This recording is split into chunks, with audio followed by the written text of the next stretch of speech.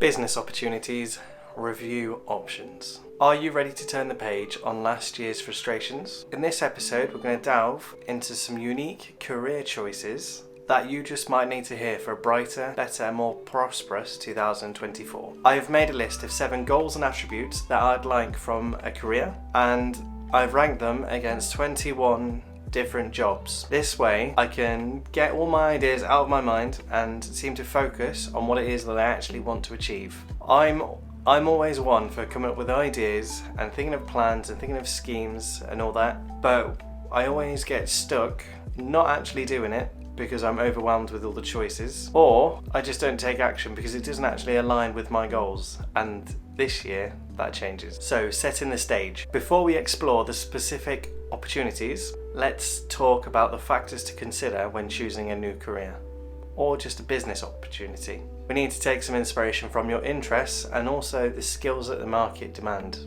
Understanding all these elements will help us to take some informed decisions. So, what are we ranking them against? I've got them all written down here because I did this on a car journey. I mean, why remember when you've got them written down, eh? So, work from home, scalability, compounding, working outside of office hours, the initial investment, skill level, and how viable they are. So what does that actually mean, and why have I picked those attributes? So working from home. The way I viewed working from home is seeing how much you're tied down to staying at one place of work to achieve your job. So on one scale of this, scoring low, would be if you had to work in a factory.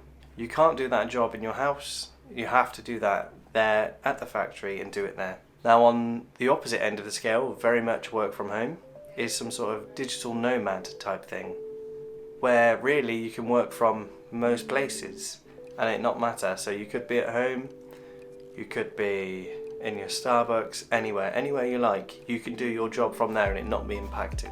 The reason working from home appeals to me is because my daughter Rose has a lot of appointments at the hospital and with doctors and nurse visits. So this means if we go to a hospital appointment, we find ourselves waiting around a lot of the time because they're late, or in between seeing people because we see a lot of people all at once, and I could achieve something in that time and still work towards my goal, instead of just taking a whole day out of work or out of a business and suffering for it, but also not putting my daughter's appointments and all that on the back burner.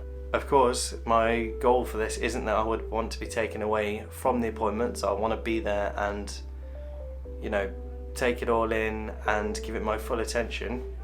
Obviously, that's the whole point of this, but it would be nice to have that air of flexibility where we could potentially get there earlier to feed Rose, and I could do a bit of work whilst feeding her while we're still there.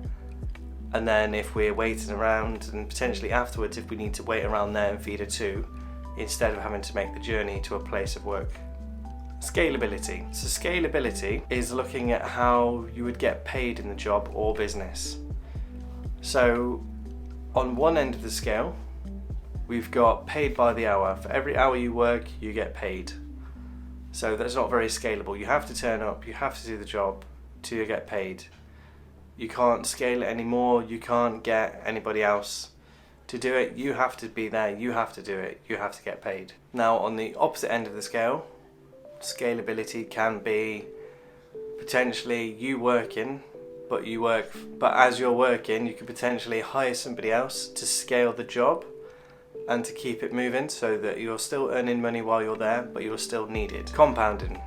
I see this a bit similar to scaling, but there are some aspects that I felt them needed to be in 2 categories. I'm not gonna lie, I've struggled to split them up, but in my head it did seem worthy that they both needed to be split up. So compounding, again, the lower end would be if you're paid by the hour. That doesn't compound, it doesn't escalate, it doesn't increase in anything, it just is what it is, it doesn't compound. Whereas the example of hiring someone to take over, if they can fully take over and you no longer be involved but still earn from it, that compounds. The amount of work you've put in stops, but the amount of income you generate still carries on. Another potential within compounding would be, for example, if you're a musician and you make some music, you'll put in all that hard work and not get paid until after it's produced, but then once it's produced, it's out there for the world and you could receive a steady stream of royalties, and then those royalties will compound over time, hopefully, without you ever having to do anything more to that piece of music. I mean, marketing, all that potentially, but that's the point I'm trying to make with compounding. So I think the benefit of having a scalability and compounding job career is quite obvious. It would mean that the amount of work you need to put in can hit a predetermined threshold and then be able to continue and carry on and look after itself. Meaning you can either carry on and scale and increase your compounding effect, or you can let it sort of lie and you can enjoy that bit of extra free time because a lot of the work is already there for you, in the case that you reap what you sow then. Working outside of office hours. So this means the job career allows you to work outside of office hours. It's quite an obvious one, I think. So the reason why I would like this to be a potential factor is the same as above. I just want to be able to have that time to potentially attend hospital appointments and be with Rose when she has all of her appointments and be involved. And because all the consultants that she sees genuinely work, roughly office hours, if I could work outside of those hours, that means I could work my job and do my job, then go to the appointments and not have to take time away from work. It means I wouldn't have to choose between working or her appointments. The initial investment. Again, I think this is quite a clear one. So this is to do with the initial investment it takes to get the job you want or business or career that you're after. What this could look like is if you need to get a certain qualification to do a job, or you need a certain amount of equipment to be able to do the job, then you would need that initial investment before you could do it and get started with it. Skill level. Again, this is what it says on the tin. This is to vary the amount of skill needed to do a certain job. So this means what level of skill do you actually need to be able to do it, to do the job. That may be physically skilled or mentally skilled, or even what qualifications you need to do that skill. Time frame. So what I'm measuring here is how long it would take from when you start the job or career or business, and how long it would take for you to start to see some return on your investment and break even. And from the early example of musical royalties, if you ever will break even on your time, how viable they are. So what I mean by this is, for example, if you're an Uber driver in my town, you are not going to be busy at all. You're going to be the only one, and even with that being said, there is not many taxis at all. So there'd be no real business there for you. There's no competition there, but there's also no business, so you're not going to really get very far, I would imagine. Whereas if you were in a bigger city, there's lots of Uber drivers around, there's lots of taxi firms around, you've got business there, you've got the competition, you've got everything you need to make sure that that business can thrive and not just stagnate and drop. So as I mentioned, I got this list made when me and my partner were on a journey in the car, and I listed them in this notebook. It's a remarkable tool that she uses for her university, and because I wrote down this list and did it all on this long journey, it means we got to where we wanted and I could be productive at the same time, meaning it's a win-win for both of us. And it also didn't eat into any of our other precious time anywhere else, so it just made us as efficient as we could be. So now I've cleared up how we're ranking the jobs, and hopefully I've chaptered them, if I can figure out how to do it nice and tidily. Do feel free to skip around the timeline and we'll just jump into it now. I'm going to be reading it off the Remarkable because I've not committed it all to memory. Number 1 is YouTube, having a YouTube channel. And what I mean by this is either for myself or with my partner or together or with the boys or anything like that, just getting a YouTube channel in the family, on the go. I've ranked the work from home 5 out of 5 because obviously you can do this wherever you need to be for the most part. I've also ranked this 5 out of 5 for scalability because as time goes on, the idea is you can employ more staff to get involved, lessening my time, but in continually growing the business. I've ranked compounding 5 out of 5. Having your own YouTube channel is like having an asset on the platform, and once you've made a video, it stays there and has the potential to continue earning, to continue growing without you ever really needing to do anything. Obviously that's different for the channel. Obviously I'm waiting for that to happen, but that's where we are. Working outside of office hours. So with YouTube, There are no office hours that you need to stick to. You can work whenever you want, whenever you feel the need. You obviously do need to work, but the time frames that you need to work are very loose and 24/7 near enough. Now, skill level. I've put the skill level here as high because I don't believe you can just jump straight into making a YouTube channel and accidentally fall onto a winning success. It does need a little bit of thought as well as some determination and a rough idea on where you need to go. You do need to plan.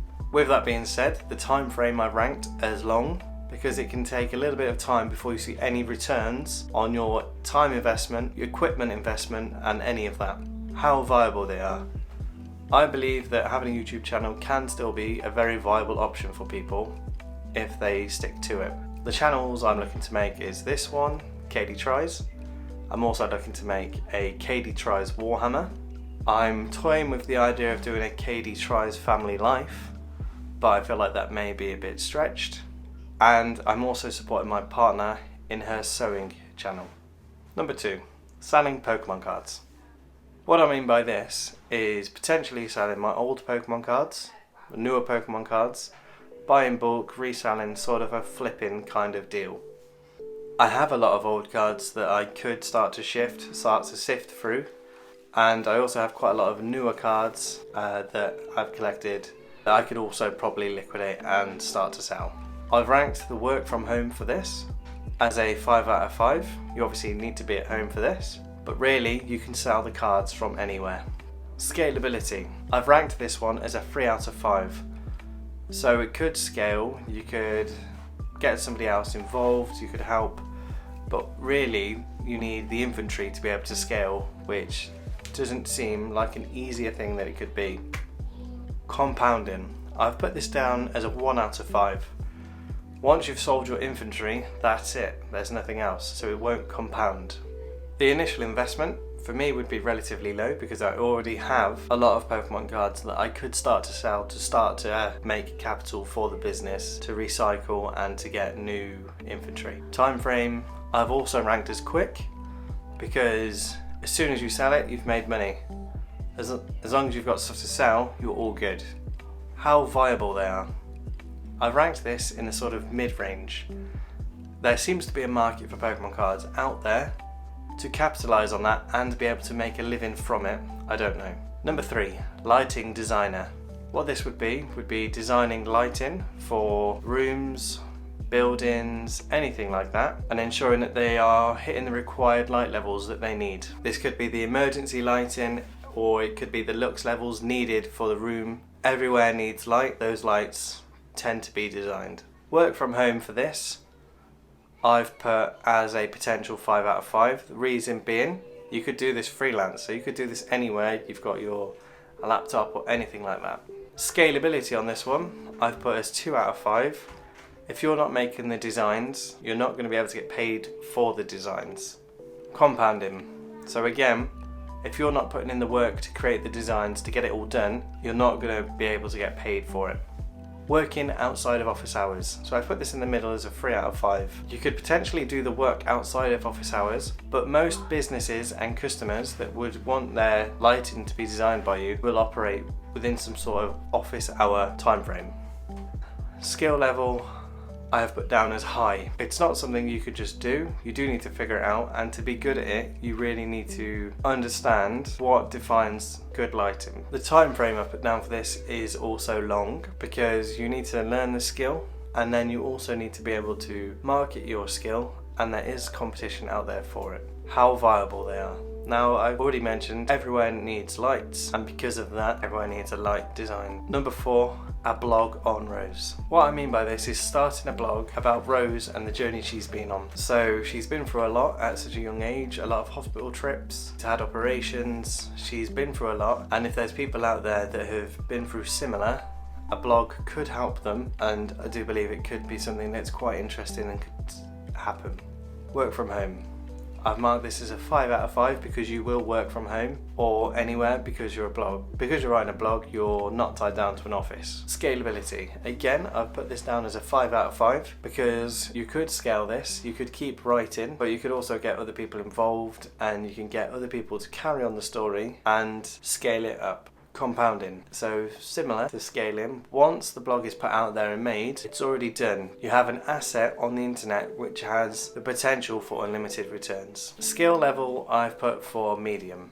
Making a compelling story and blog post does require some thought, it requires marketing and a whole bunch of other things. It's not as simple as it sounds. Time frame I put for long. Once you've established yourself and have an audience, you'll be okay. But getting to that point can take a bit of time. How feasible it is. So I think this could be in the middle sort of range. So if there's any, it's very niche. So the people that it would benefit, I think, are hopefully anyway, few and far between, but I would think that the people it would benefit, it could help them an awful lot, which is what would be the goal from it. 5. Selling enamel pins. Selling enamel pins seems to be relatively trendy right now, and as long as you have a bit of marketing experience behind you, you could potentially import, make, repackage, package, sell, and produce a little business that way. Work from home for this I've put as a 4 out of 5. It's a 4 out of 5 because you do need to be at a certain address to, if you're receiving a post. Working from home, I've put this as a 4 out of 5 because you're not free to work completely remote everywhere, but a lot of it you could maybe outsource and get it done in that way. This is why scalability is also a 4 out of 5. Because you could potentially outsource a lot of the jobs and still get a successful business going. Now, compounding, I've ranked this as a 2 out of 5. There's still a lot you need to do to be able to get it going, and I don't see that there'd be a point where you could take your foot off the brake and it continue completely. The initial investment for this I've put as a low to mid sort of tier, because if you need to purchase inventory, that would be something. If you need to purchase a website, if you need to make any designs, any sort of that is a bit of an investment that does need to happen. How viable do I think it is? I think enamel pins at the moment are timeless and seem to be in fashion, so I think there is a market out there for more enamel pins. Number 6, window cleaning. What I mean by this is starting a business where you are cleaning windows. Simple as that. Work from home, as you might have guessed, for this I have put down as a 1 out of 5. The reason for this being, even though you're not tied to one place of work, you still have to be at your client's house and work from there. You can't just do it wherever you want, whenever you want. Scalability, I put 4 out of 5. Why I've put this is because you could develop your marketing skills, develop your business, and potentially start some sort of franchise, or you could hire additional window cleaners as part of your service. But you can also branch out into other forms of exterior cleaning, such as jet washing or anything like that. There is a room for scalability. Now, compounding I've put as a 1 out of 5 because once you've stopped cleaning those windows, you're not going to get paid for them. Working outside of office hours, for this I've put as a 3 out of 5. You could manage your time and work outside of those hours, but it's very client driven. So when your customer wants you to clean your windows, you sort of have to have an agreed time when you're going to do it. Skill level for this I've put low to mid. I don't think it would be too hard to know how to clean a window sufficiently. With that being said, I do think that there is a skill to get it done as effectively as you can. But I think the initial skill you need to get started is low. The initial investment I've also put as low because in theory all you need to start off with is a squeegee and some soap, some cloths, and you're nearly more or less there and good to go. You can just go door to door and try and sell your services. Time frame for this I've put down as fast. As soon as you clean a window and get paid for it, you're done. You're paid. How viable they are. I do believe there will always be a need for window cleaners because there will always be windows. Number 7, an electrician. An electrician is what it is. That could be domestic or with business, where you're just in charge of some electrical wiring, really going to grossly oversimplify it, but bits and bobs like that, where you could be employed as a business and be responsible for the electrical needs of that business, or You could be doing projects and working on bigger jobs, or you could be solely domestic and work from home. For this, I've put as a 1 out of 5. I mean, you can work on your home, but you need to be where the work is to do the job. Scalability, I've put as a 3 out of 5. You still need to do the work to get it done. You can hire help and go from there, but that's a long way off. Compounding, I've put as a 1 out of 5. If you're not doing the work, you're not going to get paid. Working outside of office hours, again, I've put as a 3 out of 5. The reason for this being is you need to work when you can, as per your customer, client, and this can be within work hours or outside of office hours. Time frame for this, I've put as long, because you need to, for myself, I would need to get the qualification, get the customers, and then pay off the investments that I've put in before I see any sort of returns. The initial investment for this, I believe, would be high, whether that be you go down the apprenticeship route and invest your time, a lot of time, or you take a quicker course, which can be a lot of money to get the certifications that you need. Because of that, I've ranked the skill level also as 5 out of 5. Because you can't just be your average Joe and do these jobs.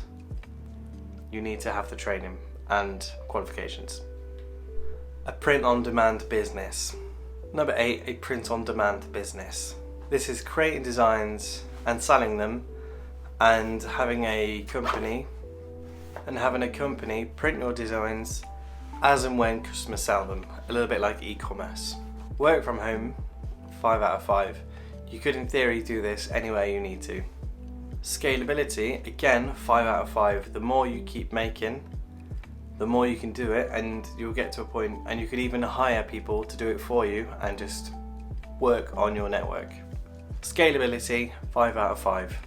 The reason I put this is because you could get to a point where you could hire in, for example, artists or anyone else to do the work for you, so you don't have to. So compounding is also a 5 out of 5. Once you've made that asset, you've put it out there, it has the potential to continually earn for the rest of its life. Initial investment on this is low.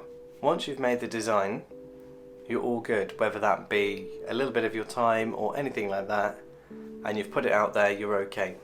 For skill level, I put medium to high. It would require potentially a good bit of marketing, but also a bit of artistic flair, which is something that I don't have, but my partner is very proficient in anything artsy. Time frame for this, I also believe, is low, because once you start making sales, you're making money straight back, and I believe the margin on that is insane. 9, a childminder. Working from home, I've put down as a 2 out of 5. Because you need to be in a residence that has the right certifications to be able to do your job safely and legally. Scalability, I've put as a 2 out of 5, because unless you hire more childminders, you're not going to be able to expand the amount of children you take on. Compounding, again, I've put this down as a 1 out of 5. If you're not looking after children, you're not going to scale. Working outside of office hours, so I've put this as a 2. Most people will need their childcare to be within office hours so they can go to their office jobs. There obviously will be a few people that don't and they need it outside of those hours, but I believe it's more likely for the other way around. Initial investment I've put down as high, because you need to make sure you've got the right qualifications and your house is okay to be allowed to be a childminder. With that being said, the skill level for this is also high, because you need to have the right qualifications to be able to do the job. With all that being said, I believe the time frame on investment would be middle to high. 10, homeschooling. Work from home on this one was a difficult one to place, because you could either take it down a digital road and be completely free to work wherever, or you could do it one-to-one at your house, or you could do it one-to-one with the children at their house. Scalability. If you're not doing the work, you're not going to be able to get paid, so you're not going to be able to scale it. For the most part, unless it's digital, then you're okay. Compounding. again, it's a tough one to place. One end of the scale could be face-to-face, in which case it's low on the compounding scale. On the other end, it could all be digital, meaning once you've done that lesson and put it out there, you're good to go, and it can continue to do what it needs to do. Initial investment for this I've put as high, but it can be lower depending on what qualifications you already have and what your position in the world or what career choices you've already made or where you are.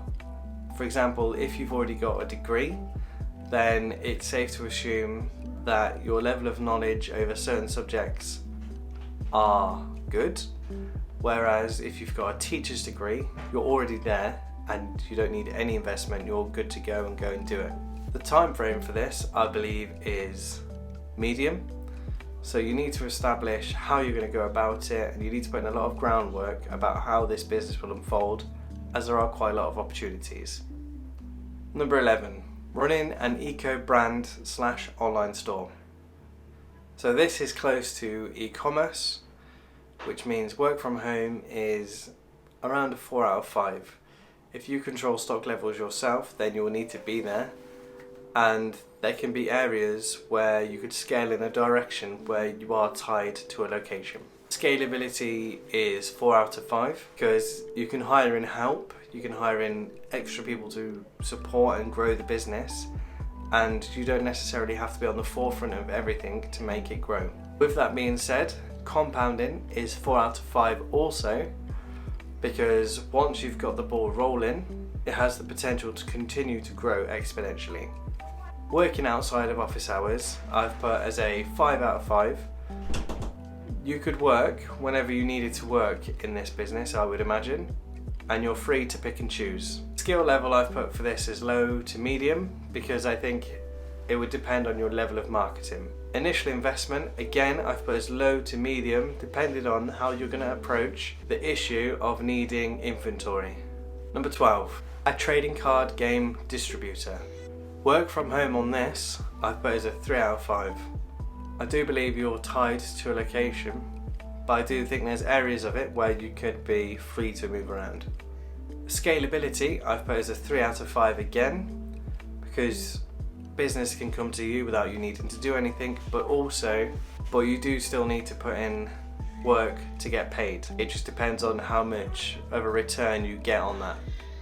Compounding, I've done 1 out of 5. If you run out of inventory, there is a limit, so it can stop. It can't just continue forever and ever. The initial investment for this is high because you need to buy the inventory, and most of the time you'll also need to be a brick and mortar store to be able to become a distributor. Skill level I've put down as medium because you might need an area of marketing, but also you need to understand the business and the landscape of the whole thing to be able to make it successful. Time frame on your return I've put down as fast, because once you start to sell you'll be okay, but at the same time it could take a little bit of a while to recuperate and hit break even. 13, a driving instructor. Work from home for this I've put as a 1 out of 5 because you're tied to the car, you have to be in your car to work, you're not free to do it wherever you like. Scalability I put as a 3 out of 5. For scalability I've put 3 out of 5 because you could get to the point where you take on other driving instructors and open your books up to other people to increase the size of your business, and it doesn't have to be you that are giving those lessons. For compounding, I put this as a 1 out of 5 because if you're not arranging the books or giving lessons, you're not going to be able to earn money. Working outside of office hours, I thought this was a hard one because people fresh out of school or coming to the end of their school, they can only take driving lessons outside of school hours. So that means you couldn't, but then also during the free time could be when uni students or anything like that would be available during that time. So it's quite flexible and dependent upon the client. The initial investment on this is high because you need to get the qualifications and you need to get a vehicle. So because of that, the skill level is also high. You can't just be any average Joe and professionally train people to drive cars. You need to have the appropriate qualifications, and they're not quick to get.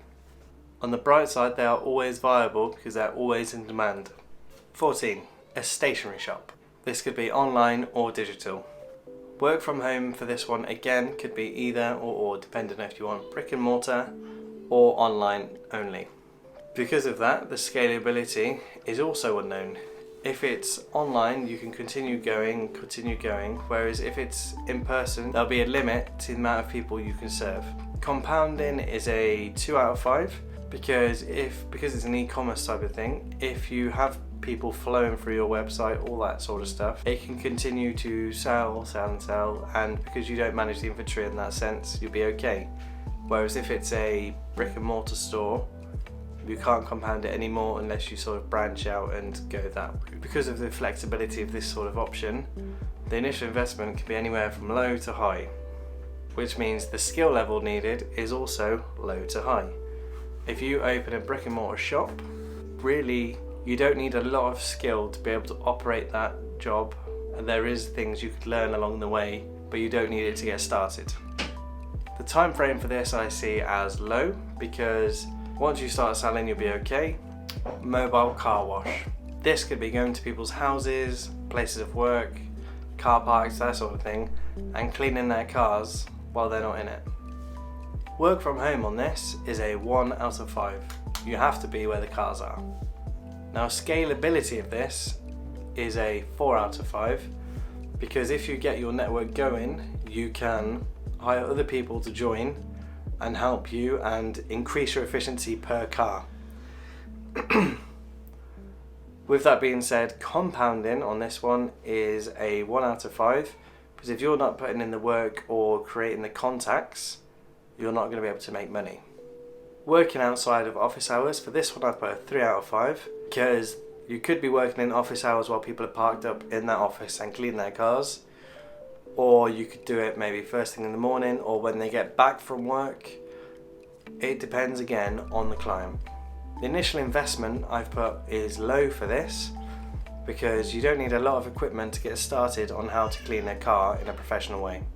For skill level, I've also put low to mid because you don't need a lot of skill to get started, but granted that extra bit of skill and experience will make you more efficient in the long run and help with scalability. So the time frame I've put for low to mid again. As soon as you start to sell your plan and washing cars, you're going to start making money and it won't take long to break even. Okay, I found this on the web for land on washing cars. Check it out. Siri interrupted me. 16. Making and selling Jazzy tote bags. What this could be is making custom tote bags using Jazzy fabrics and unusual stuff just to give it a bit of creative flair. Work from home on this one I've put as a 2 out of 5. You are tied down for the most part to a sewing machine to be able to make these tote bags. With that being said, scalability I've put as a 4 out of 5 because you could scale this up, you could create a brand, you could get a following, and then you could increase the amount that you sell each tote bag for. You don't have to go for quantity, you could go for quality and price and really get paid what you're worth or what you think your time is worth. Now, compounding for this I've put as a 1 out of 5 because if you're not making and selling those tote bags, you've got nothing to do. Working outside of office hours, for this one I've put a 5 out of 5 because you can do it whenever you wish, really. The initial investment for this I've put as a mid. You're going to want a solid sewing machine to get you started. And skill level for this I've also put as mid because you're going to want to know how to use the sewing machine as well as some marketing skills. Time frame again for this I've put as low to mid because as soon as you start selling them, you're going to start making money. Number 17, personalised T-shirts, cups and that sort of thing. What this means is you'd be making personalised maybe T-shirts or cups or anything like that, things that you can personalise using the cricket or anything like that, and these things are quite desirable and sought after. Work from home, I've put this down as a 3 out of 5 because realistically you're going to need to be where that machine is.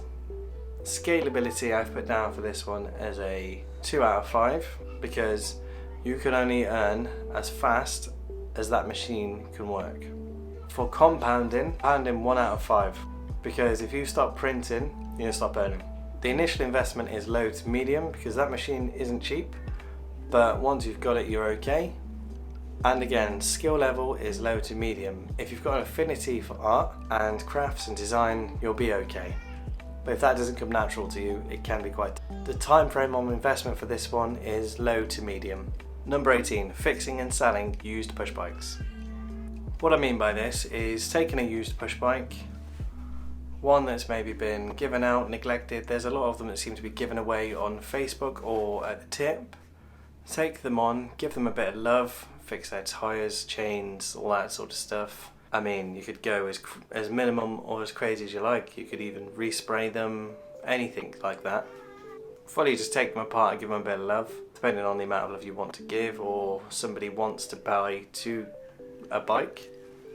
That way you've got a never-ending amount of inventory on its way in, and then you can sell them, because people, again, just as much as they want to get rid of bikes, they also want new ones. Maybe they've outgrown their kids' bikes or anything like that.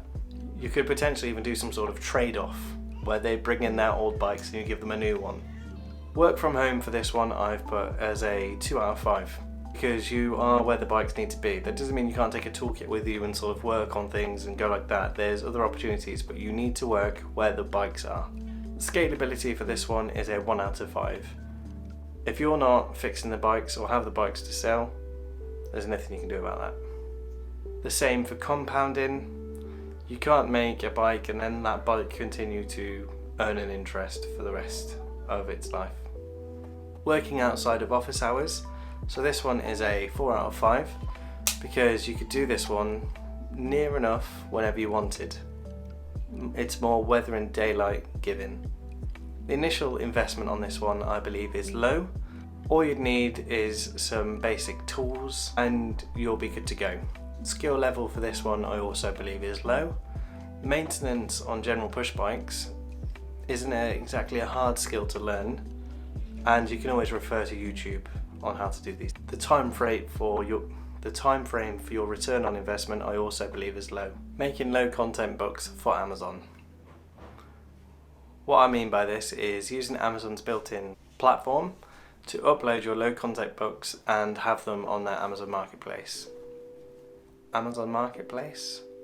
Kindle Marketplace? Work from home for this, I believe, is a 5 out of 5, as you can do this more or less anywhere. Scalability for this one, I believe, is a 3 out of 5, because to a degree you can hire out designers and all that sort of stuff and let it go. Now, with that being said, I believe the compounding on this one is a 5 out of 5, because once it's out there and done, it has the potential to earn revenue forever.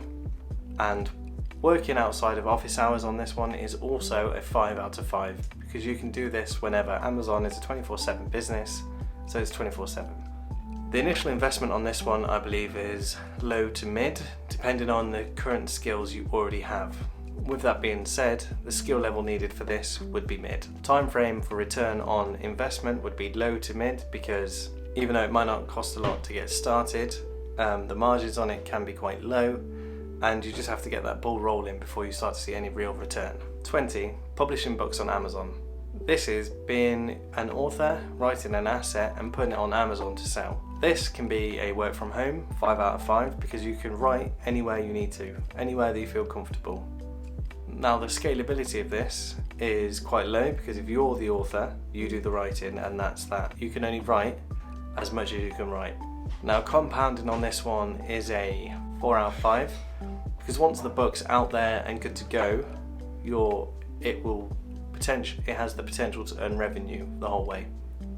This can be worked outside of office hours. This is ranked 5 out of 5 because, for example, on Amazon, it's a 24/7 business, so your book could have the potential to be selling 24/7. Initial investment on this one is low to high, because depending on what skill sets you already have, you may already have the knowledge to be able to make your investment. Whereas if you don't, it could cost a lot to be able to get that information and write a book. So with that being said, the skill level needed is high. The time frame for return on investment on this one, I believe, is low, because once you start selling your book, you're all good, but at the same time, you need to get the book first. So there you have it, a huge list of potential jobs and careers. It's not all of them, it's not all I've written down. There is a lot more. If you have any ideas you want to share down below, if you want me to do more videos like this, please let me know. I can easily bust out a part 2. I do have an affiliate link down below for Amazon for a Remarkable. They're just a wonderful notebook.